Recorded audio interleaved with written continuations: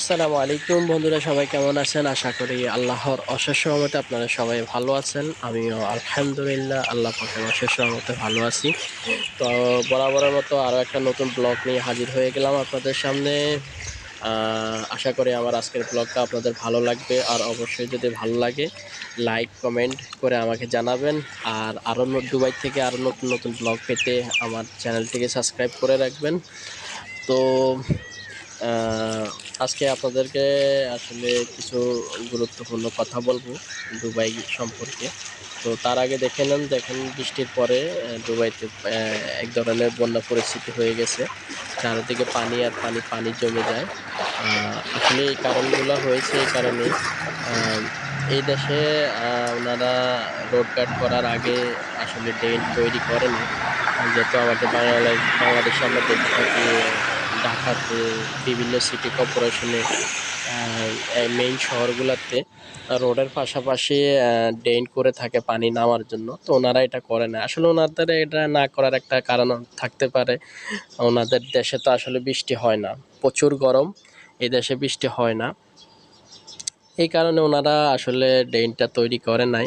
এখন ওনারা ভাবে, মানে এটা চিন্তাই করে না যে দুবাইতে কোনো এক সময় আল্লাহর হুকুমে অতিরিক্ত মাত্রায়ও বৃষ্টি হতে পারে। তো 2024 সালে যে পরিমাণ বৃষ্টি হয়েছে, এই পরিমাণ আগামী 70 বছরও এরকম গেছে 70 বছরও এরকম হয় নাই। ঠিক আছে? তো আসলে ওনারা খুবই অবাক যে এই ধরনের বৃষ্টি আসলে ওনাদের দেশে হবে বলে ওনারা আশা করে নাই। যাই হোক, সবই আল্লাহর ইচ্ছা, আল্লাহ চাইলে সব কিছুই হবে, ওনাদের ইচ্ছাতে তো আর কোনো কিছু হবে না। তো আমি আসলে যে গুরুত্বপূর্ণ কথাগুলো বলতে চাইতেছি দুবাই সম্পর্কে, আসলে আমরা অনেকেই আছি অনেক কিছু জানি না, না জানার কারণে আসলে অনেক সময় আমাদের ধারায় ভুল হয়ে থাকে, আর ভুলের মাসও খুব মানে ডেঞ্জারাস হয়ে যায়। কারণ এই দেশের ভুল করা মানে আপনার অবস্থা খুবই খারাপ।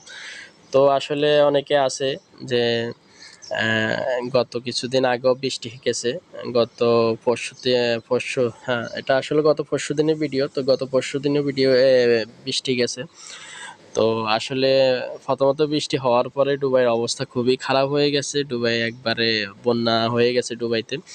তো যাই হোক, অনেকে এই ব্যাপারে নিয়ে ভিডিও তৈরি করছে, কন্টেন্ট তৈরি করছে, করার পরে আসলে ওনারা মেসেজগুলো যে দিয়েছে এগুলা খুবই নেগেটিভ দিয়েছে, যে দুবাই ডুবে গেল, দুবাই শেষ, দুবাইতে বন্যা হয়ে গেছে, দুবাই এই মানে এই ধরনের খারাপ মন্তব্য করার কারণে এই দেশের প্রশাসনগুলা ওদের বিরুদ্ধে অ্যাকশন নিছে, ওদেরকে অ্যারেস্ট করছে, বড় ধরনের ফাইন করছে। তো আশা করি আপনারা সবাই বাইরে, যারাই বাইরে থাকেন, আমরা সবাই যারাই বাইরে থাকি, বিভিন্ন দেশে থাকি, আসলে কোনো দেশের ব্যাপারে আসলে খারাপ মন্তব্য করাটা ঠিক না। তাহলে আসলে সবারই মনে কষ্ট যেতে পারে, আর সবাই এটার অ্যাকশন নিতে পারে।